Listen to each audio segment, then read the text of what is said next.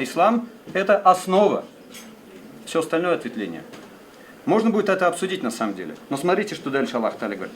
Казалики, точно так же, как и другим пророкам. До тебя не спосылались, приходили откровения. Мы не спаслали тебе точно так же, как и раньше пророки приходили. Мы тебе не спаслали что? Коран.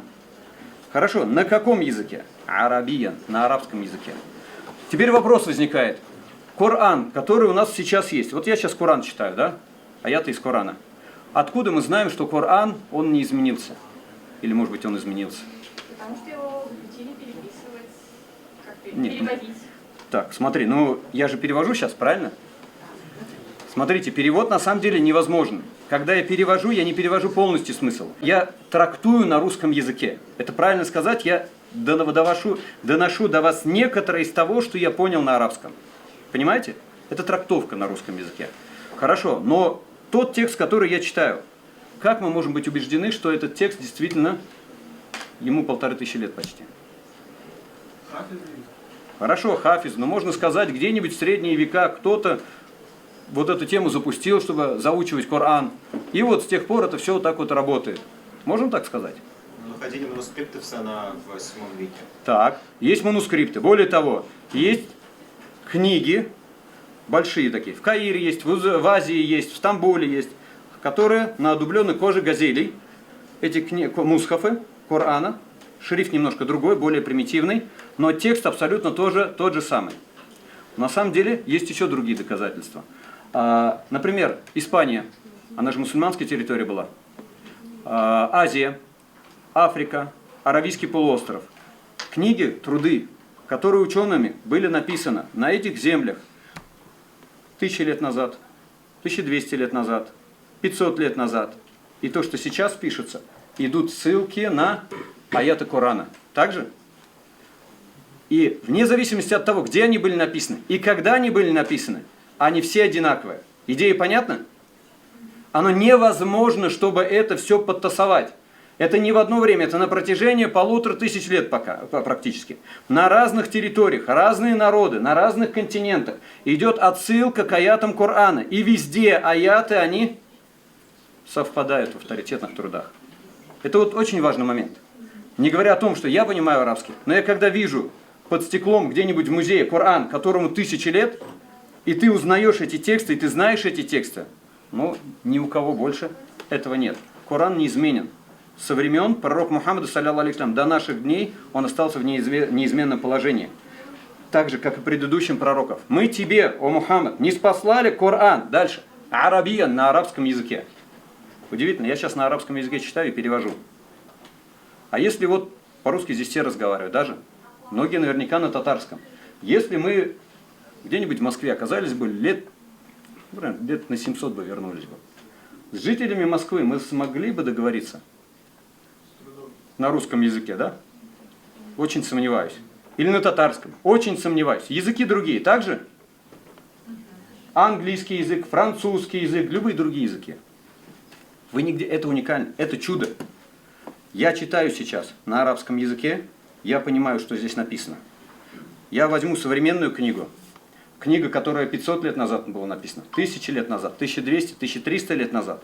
В Испании, в Африке, в Аравийском полуострове или в Азии, на арабском языке, по тексту я не пойму, где и в какое время этот текст писался. Вы понимаете? Язык один на протяжении 1500 лет. То, на чем уличный диалект, это не язык.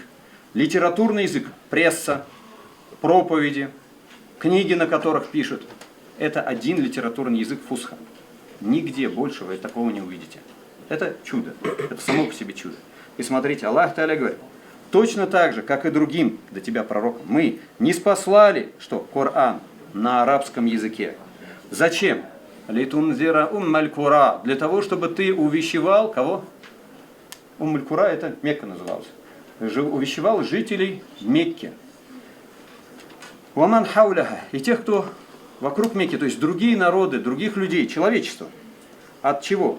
Уатунзира яумаль джама. То, чтобы ты увещевал людей от послушания того, что пришло в этом божественном откровении. И чтобы ты увещевал людей относительно дня сбора. День сбора это что такое? Судный день. А при чем здесь судный день? Зачем он приходит? Упоминание его. День сбора, да, мы все будем собраны. Зачем? Почему приходит упоминание? А? Чтобы напомнить. Напомнить, ну хорошо. А можно было бы напомнить про хорошие взаимоотношения с людьми, да, про что-нибудь другое. Ну, именно про судный день. Как думаете? Вы представляете, я человек, у меня приходят какие-то ограничения. Я вот хочу, вот колбаса лежит, харамная, или вино лежит, стоит, или какое-нибудь вещество. Что мне помешает? Я хочу. Кто мне помешает употребить это, сделать, поступить с этим так, как я хочу? Вот сейчас у человека лежит чужой телефон, он мне понравился, никто не видит. Я его забираю и себе присвоить. Что мне помешает? Уголовный кодекс. Если никого нету, никто не помешает, никто не увидит. Но вот если подумать, страх перед Аллахом.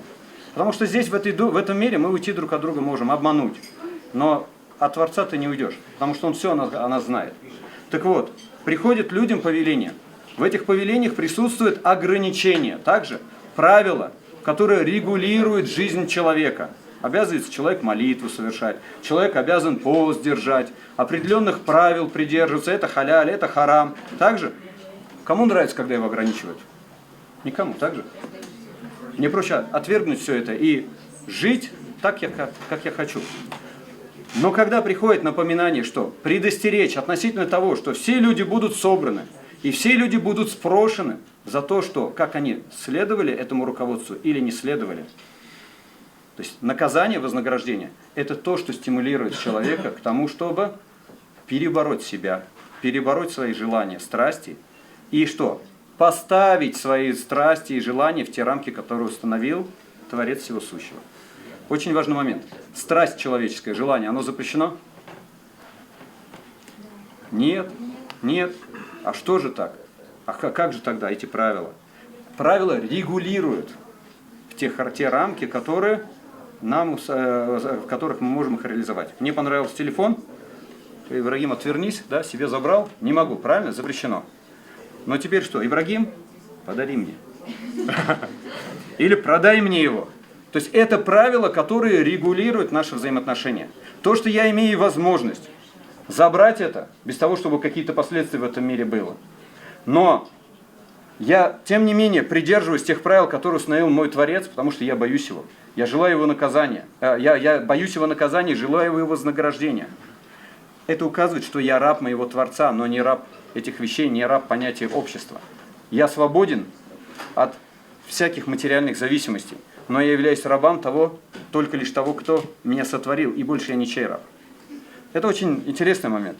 Я подчинил себя его правилам, а не правилам своих желаний и своих страстей. Свои желания я реализую только в тех рамках, которые Он для меня установил. И это мое поклонение. Если кому будет интересно, можно дальше затронуть эту тему. Но продолжение. Аллах Та'аля говорит, так же, как и другим пророкам, мы аухайна илейке, внушили, откровение тебе дали.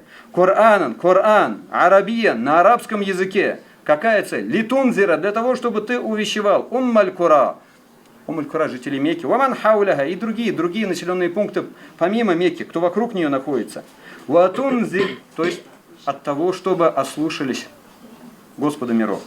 Ватунзира яумаль джама, и чтобы ты предостерегал их относительно того дня, который будет день сбора, что будет день расчета за наши дела. Ля райба фих, нет никакого сомнения в том, что этот день настанет. На уровне естества, природного естества, которое в нас вложено. Религиозность, вера в Бога – это природное чувство. Вера во что-то, что сверхъестественное, что-то. Да? Любой атеист, он в той или иной степени, он там суеверный. Так же? Дуа на него начинаешь делать, перед ним делать, он испугается. Очень часто это происходит на самом деле.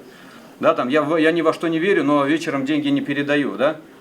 Не видели такое? Или булавку закали, чтобы с глаза не было. И все в этом роде. Чтобы ты предостерегал относительно дня сбора. Ля райба фих. Нет никакого сомнения в этом. Фарикун филь джанна ва фарикун фис саир. Группа людей будет в раю, а группа людей будет в аду. На основе чего будет разделение? Как думаете? На основе их поступков. Те, кто последовал, и те, кто ослушались. Те, кто последовал, и те, кто ослушались. Почему люди ослушаются? Очень часто просто нежелание. Нежелание следовать, нежелание того, что тебя ограничивает, нежелание напрягаться и что-то делать. Это то, что касается Корана, ниспослания Корана.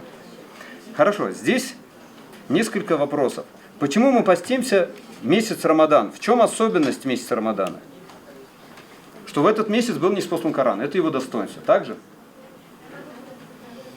Так, хорошо. Слышали такой хадис, что месяц Рамадан, когда приходит месяц Рамадан, открываются двери рая и закрываются двери ада. А шайтана на них оковы накладывается. Как это поймете? Давайте по частям попробуем разобрать. Двери рая открываются, двери ада закрываются, а на шайтанах оковы наковываются. Шайтан что делает? Он заставляет кого-то к чему-то? У него нет. Нет, на уши приседает, да? То есть наущение, нашептывание. А немножко неизвестный для нас мир, да, такой таинственный, потусторонний. Наущение, мысли закидывает. Он такого влияния, как в обычное время, не имеет. Ну хорошо, почему же тогда человек все равно негативные действия совершает, грехи совершает? Почему? В чем причина, как думаете? То, что это не значит, что он вообще никакого влияния не имеет.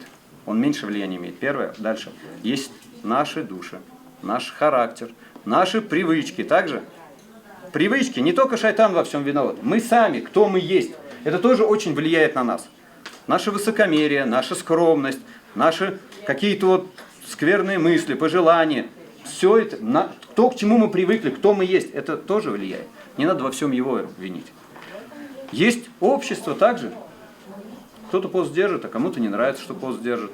Все пьют, а ты не пьешь. И не нравится кому-то, что ты не пьешь. Что, лучше всех себя считаешь? Так же? Себя праведным таким, что ли, посчитал? Ну, бывает же, не нравится кому-то это. Не нравится то, что ты не делаешь, как другие. Шайтана, то есть влияние бывает разное. От общества. Мы сами кто есть, не только он. Но в любом случае это является легче. Легче изменить свои качества, свои привычки именно в этот месяц. Плюс месяц, когда люди пост держат, когда в мечетях собираются таравих делают, когда собираются вместе, да, какие-то вот ифтары даже собираются. Обстановка меняется. Люди другие действия совершают. На что это влияет? На наши привычки, на наши качества, на наш характер. Мы становимся немного другими. Мы становимся, меняемся. И очень часто после Рамадана человек становится другим человеком, если он правильно проводит месяц Рамадана. Мировоззрение меняется, отношение к жизни меняется, привычки меняются, сердце другим становится. И, как правило, это происходит больше всего в Рамадане месяца. Хорошо, я вам сейчас тогда, чтобы не затягивать, да, проповедями длинными, задам пару вопросов, уже связанных с Рамаданом месяцем. Кто выбрал Рамадан месяц для того, чтобы там в этот месяц поститься? А? Кто? Ты? Нет? То есть кто избрал месяц Рамадан? Аллах. Это очень важный момент. Аллах Та'аля говорит: «Вараббука яхлюку ма яша'у ва яхтар». Твой Господь творит, что пожелает. Смотрите, Он нас сотворил. Также сотворил мир. Нас никто не спрашивает, творить нас мужчинами, женщинами. Также сотворить этот мир или не сотворить. Не спрашивали же? Понимаете? Твой Господь творит, что пожелает. Он на то и Бог, что Он творит, что пожелает. Ваяхтар. И что Он делает? Он выбирает. Он сотворил нас, сотворил время, сотворил пространство. И избрал из людей пророка Мухаммада, саллиллаху алейхи ва саллям, чтобы сделать его посланником. Выбрал из ангелов Джабраила. Это его право, как Бога, как Творца, что он из своих творений выбирает того, кого пожелает. Выбрал Джабраила, алейхиссалям, чтобы донести до пророка, саллиллаху алейхи ва саллям, откровение. Ваяхтар. Выбирает. И он выбрал Мекку и Каабу для того, чтобы в эту сторону мы совершали молитву. Выбрал это место, чтобы мы туда паломничество совершали. В другие же места паломничества не совершаются же? Нет? Аллах выбрал, предопределил. И он выбрал джума, пятницу, чтобы джума намазную проводить. Правильно же? Никакой другой день. Он сотворил время. И он выбрал этот день. И он выбрал месяц Рамадан и вложил в него те блага, которые не вложил в другие. На каком основании? На основе того, что Он Господь. На основе того, что Он Творец всего сущего. Это Его право. Твой Господь творит, что пожелает. И Он выбирает, дает особенности своим творениям одним перед другим. Это Его право, как Бога. Кому-то это нравится, кому-то нет. Но это право Бога. ма кяна лахум аля хиярату. Не было и у него, у его творений, никакого выбора после того, как Аллах Та'аля вынес решение. Субханаллахи ва та'аля амма юшрикун. Причист Аллах Та'аля от всего того, что ему предаются товарищи. Кого-то на его уровень ставят. Знаете, иногда бывает такое. Кого мы ставим на уровень Бога? А? Ну, кто-то ставит. Скрытое такое. Кто-то Иисуса, например. Пророка, которого люди начали возвышать, приписали ему божественные качества. То есть пророк, посланник Аллаха, которому приписали божественные качества. Начали относиться к нему как к Богу. Так же? Что получилось? Поставили на уровень с Творцом Всего Сущего. Современная реальность, когда Бога опускают на уровень творения. Как это? Кино про Бога снимают же, когда в виде старичка изображают. Видели же? Анекдоты рассказывают. Они говорят, это же шутка, анекдот про Бога рассказать. Шутка же. Чего вы ругаете, чего вы злитесь? Про родителей кто позволит про своих анекдоты рассказывать? Про родителей допустите анекдоты рассказывать? Никто не... Ну, вряд ли. А про себя? Надо уметь смеяться. Надо уметь. Но есть какие-то святые вещи, да? То есть то, что недопустимо, чтобы над этим шутить. Это не то, над чем шутят. Так вот, смотрите, анекдоты Бога изображать в виде старика, сатану изображать как то существо, которое планетой вот-вот завладеет, а какая-то горстка людей ему сопротивляется постоянно. Это же просто так не уходит. Мы это все смотрим, мы это читаем, вот эти анекдоты. Это влияет на наше мировоззрение, на нашу культуру, формирует картину мира. И что, в нашем понимании Бог уже становится, ну подумаешь, в Коране пришло, ну подумаешь, что-то сказал, ну подумаешь, где-то что-то сказано. Все, мало ли кто что говорит. Такое же отношение. Надо понять, кто такой Бог. Бог – это Творец всего сущего. Раббуль алямин. Давайте, для того, чтобы было понятно. Представляете, какого олигарха вы можете себе придумать? Давайте какого-нибудь принца эмиратовского, катарского придумаем, да? Приехал он в Москву. И вас попросили, чтобы вы ему экскурсию провели по Москве. Что-то куда показали. Представили картину? И вы ему экскурсию проводите. И он говорит, от меня ожидается приз. Подарочек, жди, завтра к тебе придет. Вы ждете. Звонок в дверь. Открываете дверь, а вам тортик за 2000 рублей приносит. Что скажете? От принца. Что-то не соответствует даже? Статусу не соответствует. Тортик тебе отправляет. Что-то не то, даже не соответствует статусу, положению. Посыл понятен? Ожидание реально. Ожидание. То есть ты ожидаешь от этого человека соответствующее уровню вознаграждения. Так вот, какое вознаграждение вы можете ожидать от того, кто сотворил небеса и землю? То есть абсолютный властелин. Какое вознаграждение вы ожидать можете от него? И какое наказание может постичь того человека, который ослушается не какого-то человека, а того, который ослушается того, кто сотворил небеса и землю. Я думаю, это то, о чем следовало бы задуматься. Дальше. Важный момент. Что такое пост? Суть поста в чем заключается? Как думаете? Следить за своим поведением. Так. Стараться. Это результат, что человек больше за своим поведением начинает следить, дисциплинирует его, вес гонять начинает, да? Так, еще что? Давайте нет, все-таки определение. Если человек все-таки не следит за своим поведением, его пост действителен? Ну, например, пост держит и матом ругается. Его пост действителен? Это не соблюдение. Не из поведения, но пост-то действителен или нет? Или ему этот день надо передерживать? Действителен. Только грех просто получил, но пост сам действителен. Хорошо, а если он воды попил днем? Но если он намеренно попил, Намеренно. то тогда это... Переделывать надо, так же? Так вот, пост это, с точки зрения определения фикхийского, это воздержание. От чего? От еды, питья, половой близости. От тех вещей, которые нарушают пост. В какое время? Вот я сейчас решу пост держать до утра. Действительно пост? Нет. Нет. В определенное время. В какое? От начала времени восхода солнца. Утренней молитвы. От начала времени утренней молитвы до того момента, пока солнце не зайдет за горизонтом. То есть до захода солнца. в дневное время воздержание от еда, питья, половой близости и других вещей в дневное время суток. Хорошо, представьте себе, дядя Вася, сосед ваш, пришел и говорит, я тоже сегодня пост держал, весь день не ел, не пил. Он пост держал? Нет. Почему? Чего не хватает? Намерения не хватает. Хорошо, у меня есть намерение. Вы говорите, я не смогу пост держать, а я докажу, что я могу. Я сильный. И весь день... А? Это не по намерению. Так, хорошо, а какое оно должно быть? Или я вес хочу погонять? Нет, надо держать ради... Ради Аллаха. Какое? Я желаю его довольства. Я хочу от него вознаграждения. Он мне приказал. Я ему подчинился. В месяц Рамадан. Смотрите, буквы поменялись.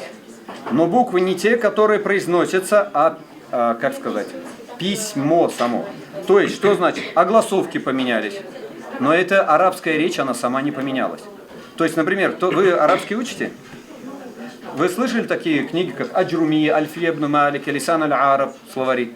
Эти книги, на которые, там, например, грамматику, когда изучают по книгам, которые 500, 600, 700 лет назад могли быть написаны. Грамматику, морфологию то же самое. Иногда словарями пользуются Мухтару Сахах, например, Лисан аль-Араб, словари, которые написаны 1200 лет назад были. Нигде этого нету, и это актуально. Появились новые слова, современные, в виде машина, но это свои слова производные из арабских корней, или же арабизированные, но они все равно встраиваются в систему арабского языка. То есть морфология, грамматика, она та же. Далиль, аргумент, вот я сейчас читаю аяты из Корана, я отдельный язык не изучал. Я не изучал отдельный язык. Есть еще вопросы, возражения? Нет, это было единственное...